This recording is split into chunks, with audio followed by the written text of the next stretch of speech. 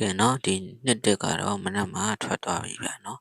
မူရညနေကျွန်တော်တို့ထပ်ပေါက်ကြမယ်ဗျာချစ်မိတ်ဆွေတို့ရနော်ညနေအတွက်နော်3လပိုင်း18ရက်နေ့အင်္ဂါနေ့ညနေအတွက်နော်မူရပတ်တီးနဲ့ယူခွက်ကိုချစ်မိတ်ဆွေတို့အတွက်နော်ကြိုးစားပြီးတော့ရှာဖွေတင်ဆက်လိုက်ပြီဗျာနော်ဆရာကိုယုံမယ်ဆိုရင်နော်လက်မှတ်လေးတွေနှိပ်ခဲ့ပြီးနော်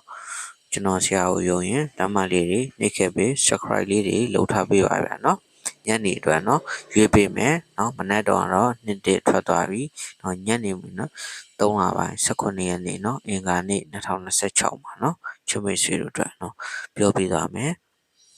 နော်ပတ်တီးနှလုံးပြောမယ်ပတ်တီးအနေနဲ့ကတော့3ရက်ခွင်ရပတ်တီးနော်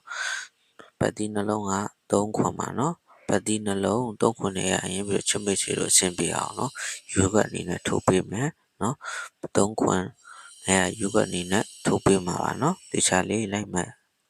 ပြီးတော့ကြည့်ရှုပေးပါဗျာနော်ပတ်တီး3ခွင်နဲ့ရရင်နော်3ပတ်တီးထဲမှာ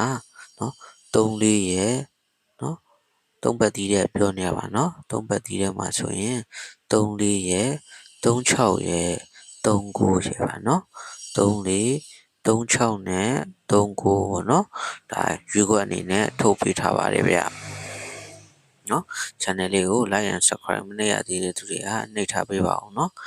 နောက်ခွန်ပတ်တီးတဲ့ရင်ပြီးတော့နော်ချစ်မိတ်ဆွေတို့အတွက်နော်ယူခွက်3ခွက်ထုတ်ပေးထားတယ်ဒါတော့ခွန်4ရယ်ခွန်6ရယ်ခွန်9ရယ်ပါနော်ခွန်4ခွန်6နဲ့ခွန်9ပါနော်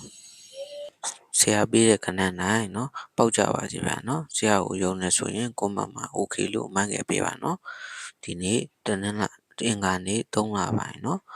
18ရက်နေ့ဒါမနက်ကတော့နှစ်တက်ထွက်သွားပြီနေခင်မှာဆရာကဏ္ဍနေတွေကဘာလာမယ်ဆိုတာချစ်မိတ်ဆွေတို့နဲ့တူစောင့်ကြည့်လို့ရတယ်နော်အကြိုက်ဆုံးတစ်ခွက်ကောင်းကိုနောက်ဆုံးမှ YouTube ပေးမယ်ဗျာ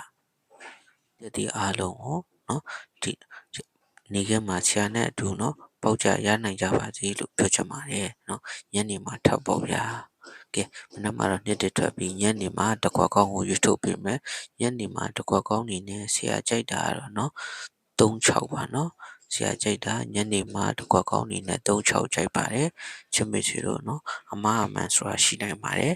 နော်အမအမှန်ကိုလက်ခံပြီးမှနော်ဆရာနဲ့အကြိုက်တူရင်လိုက်ပါပြီးတော့နော်လုပ်လို့ရပါတယ်အားလုံးကိုကျေးဇူးတင်ပါတယ်ဗျာနော်ကျွန်တော် channel လေးရရင်ပြီးခါချင်းငွေမတောင်းပဲနဲ့ free setter နဲ့တင်ဆက်ပေးတဲ့ channel ဖြစ်ပါတယ်ဗျာနော်အဲဒါကြောင့်မလို့နော်အနိကတစ်ခွက်ကောင်းကြီးသိရှိခြင်းနဲ့ဆိုရင်တော့ channel လေးကို like and subscribe မဖြစ်နေလုပ်ထားပေးပါနော်အားလုံးကိုကျေးဇူးတင်ပါတယ်ဗျာနော်ဆရာနောက်ဗီဒီယိုမှာပြန်ဆုံကြမယ်နော်